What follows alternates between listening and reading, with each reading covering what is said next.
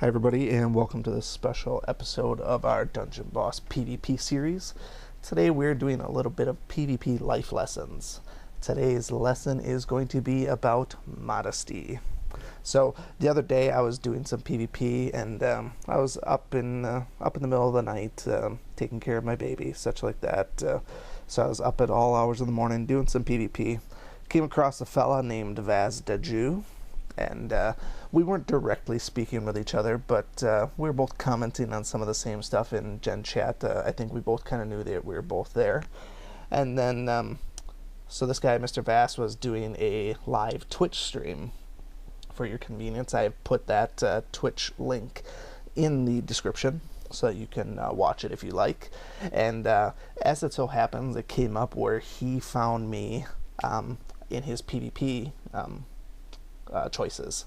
So then he kind of got a little bit cocky here and said, "Hey Darth, you're on my far right on my stream, about to get served." I thought it was kind of comical, and my defense can be beaten. It certainly loses its fair share. So I figured this guy here is in the final boss guild, I believe. So I figured he's got what it takes to beat me, and that's no big deal. I figured if he beats me, I can just retaliate, revenge back, and I was on quite a streak at this point here, so I was okay with losing the streak because I wanted to go to bed anyways. But I always find it comical when we can interact with people, and I don't get enough of that on video. So I figured I would return the favor, since he sort of called me out on his Twitch stream, and I do encourage you to go and take a look at that Twitch stream. It was pretty funny, just watching his thought process, and honestly, I don't ever get to see the other side. A lot of times when we look at PvP replays, we only get to see one side, and that's usually the person that's either posting the video or sharing it and such like that. So it's nice to see what it looks like from my end and also from someone else's end as well. And so it's fun to see the other side sometimes. So I didn't know what to expect when he attacked me, and then so I just patiently waited, and I waited, and I waited, and I waited, and then finally it came in, and here he is with a plus 40 for me. So I knew that he obviously didn't beat me, and then he was conspicuously absent in chat for a little while. It may have just been coincidence, but I did see him a little bit later in the chat, and I was kind of giving him some shit about it, and I feel like we both had a pretty good laugh about it. So I'm not, this is a sort of a satire video. It's certainly not anything to start anything between players or in between a guild or anything like that. Like I said, we did have a quick chat about it, and I thought we both kind of laughed it off. He kind of blamed the loss on bad team and a little bit of RNG, and that's fine. I mean, I blame a lot of my stuff on RNG as well, but I thought it was kind of funny. And so then I looked at the actual stats here. Replay wise, I didn't think he picked the best team, or at least the team was okay, but the order might have been a little bit wonky. So that was a rough one there. But without further ado, why don't we take a look at what it looks like from my end. Obviously, with my video here, you're not going to see all the planning that went into it. If you look at his Twitch stream, he did think this one through very, very carefully. So it's not like he just attacked willy-nilly, although he did drop some foul language here and there. But it's a game. I don't mind people calling people names.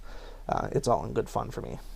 Anyways, so let's have a quick look at what this actually looked like on the replay then. So we'll get this called up here.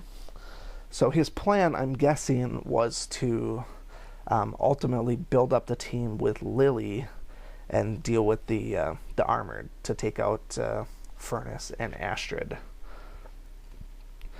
My opinion here, though, the big issue was the order of his heroes. Because his Furno is first. Now, everything starts out perfectly according to plan. I would have done this exact same thing as well. Use Rocky, give everybody some haste and some double turns. But I think a lot of people underestimate how powerful Astrid is. So right now, he goes first. Oh, sorry, he doesn't. My Shade goes and attacks Lily, which is kind of a wasted attack, but that's okay. But yeah, so this is where it goes bad, because now with Furno, he can only attack Furnace, which is kind of wasted. And then he gets a second one there. This is where it's bad for him. So even with his dodge, I've looked at the stats on those. The dodge percent is only like 38%, so it's still a chance to miss. Personally, I would have put Viperia first to purge the taunt on Furnace. If we would have did that, even though we wouldn't have got all of the damage, purging that Furnace taunt as well as the extra buff would have been helpful. Maybe Astrid wouldn't have wiped the team then. But in this case here, it was just an absolute slaughter after that. So the team itself wasn't a bad team. I think the order was a bad team. But so definitely take a look at the live Twitch stream. I think it was, it's a good watch. But anyways, the lesson here is basically don't get a little bit too cocky until you know that you can beat it. So a little bit of modesty goes a long way. I think you'll see with a lot of mine when I do PvP videos. I usually, once I get up to certain rune power, I kind of expect to lose them. I certainly don't, like to boast too much. There's some people that basically win every single raid. That's certainly not me. I lose my fair share. But that's just me. Anyways, hope you enjoyed this quick little video. If you have any questions, comments, concerns, feel free to leave them below. Otherwise, as always, thanks for watching.